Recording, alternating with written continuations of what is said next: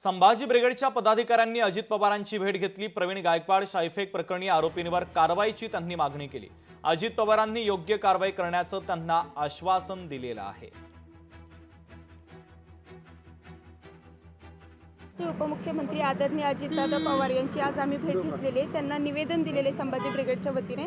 रविवारी जे आमचे प्रदेशाध्यक्ष प्रवीणदादा गायकवाड यांच्यावरती शाईफेक जो हल्ला झालेला आहे, दीपक काटे आणि त्याचे जे टोळके आहेत त्याच्यासोबतचे, त्यांनी जो हल्ला केलेला आहे तर त्यांच्यावरती मकोका अंतर्गत कारवाई करावी आणि जास्तीत जास्त त्याला कठोर शिक्षा व्हावी या संदर्भात आम्ही निवेदन दिलेले।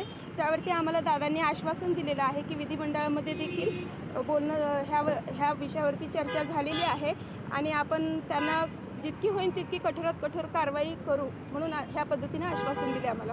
आज राज्याचे उपमुख्यमंत्री अजितदादा पवार हे काही कामानिमित्त सोलापूरात आले असता संभाजी ब्रिगेडच्या वतीनं त्यांना निवेदन देण्यात आलं आहे।